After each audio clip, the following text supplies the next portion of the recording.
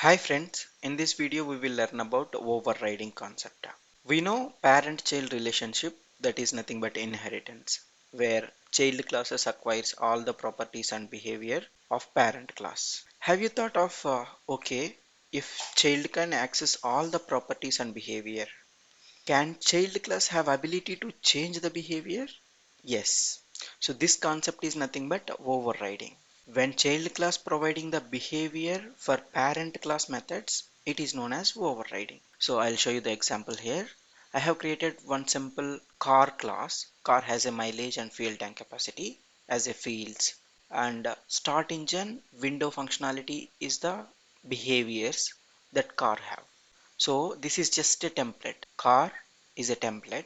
We need to create a real world entity. So now we are creating real world entity of BMW car and real world entity of RD car that extends car class. That is like BMW is a car, RD is a car. Now in the car itself, start engine functionality is present and window functionality present. Perfect. So BMW was using both start engine window functionality for the older version of cars. Now BMW is upgrading. That time they wanted to update that window functionality. What they will do? They will override that window method that is present in the car class and they will provide their own implementation. That means BMW can provide the window functionality. It is also known as like BMW can update this window functionality. So whenever BMW car you can find, in BMW car you will be seeing BMW window functionality, right? You will not be seeing this window functionality because BMW has upgraded their window functionality. Similarly, in the RD car, they have updated the start engine functionality. They are not updating the window functionality. They wanted to use it older version only. But start engine, the RD car wanted to implement their own functionality. So that's why they have provided their own RD functionality here.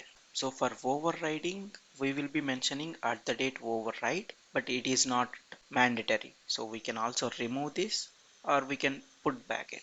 And coming to this method signature, this is the method signature. The highlighted one is the method signature. If you come to the method signature should be same as parent class method. That is like public void window, no arguments or no parameters. So method signature should be same as parent class. Here also you can observe public void start engine.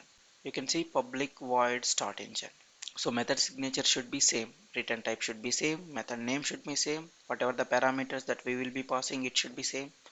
And what about this public? Public is a access modifier, right? So for start engine method, public is a access modifier that we are using in the parent class, and here also we are using public. If the car class is using the lesser visibility access modifier, something like protected, in the child classes you can use protected or higher visibility than the protected. So higher visibility than the protected is public that we can use.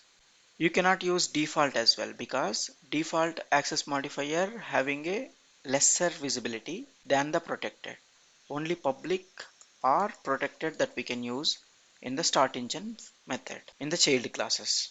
Hope you understood. Let's say in the parent class window method is using default access modifier, and here I can use public access modifier or protected access modifier because when compared to default, protected access modifier have higher visibility, or we can directly use the same access modifiers, that is like default access modifier. So this is how you will be giving the access modifier restrictions for the child class methods. Hope you understood. Let's take one example I have created. So you can see I have created a car object and I set car fuel tank and mileage, and then I'm making a start engine method call and a window method call. What will be the output of it? I will give you 5 seconds.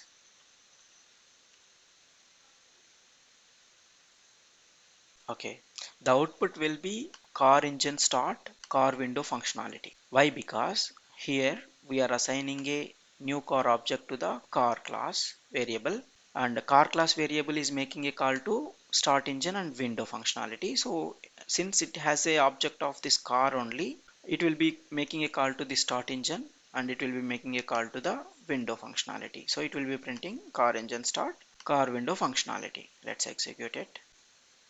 You can see car engine start, car window functionality. Got it? Now, so since we know typecasting, what is typecasting? Converting child class to parent class or parent class to child class. That we already discussed, right? Now, we can assign child class objects to parent class. That means we can create an object of child class and we can assign that child class object to the parent class variable, right?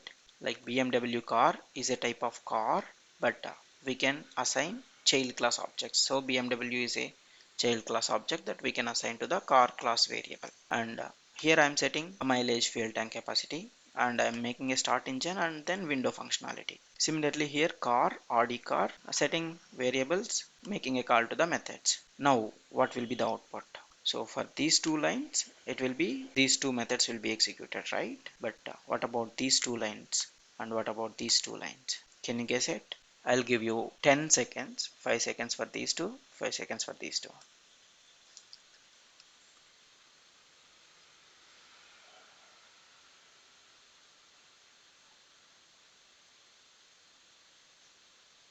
Okay, now BMW object we have, using that BMW object we are making a start engine functionality.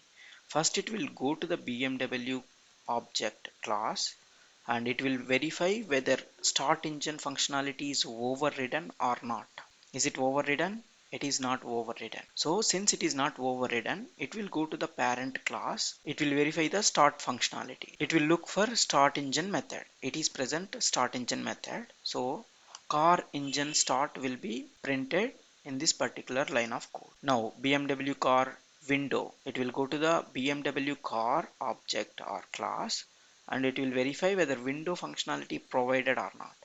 You can see window functionality has provided and BMW window operations will be printed for this particular line of code. Similarly, if you come to Audi car start engine, it will go to the Audi car class and verify start engine functionality. It is already provided in the Audi itself, so it will execute this particular code. And Audi car window, it will go to the first Audi car.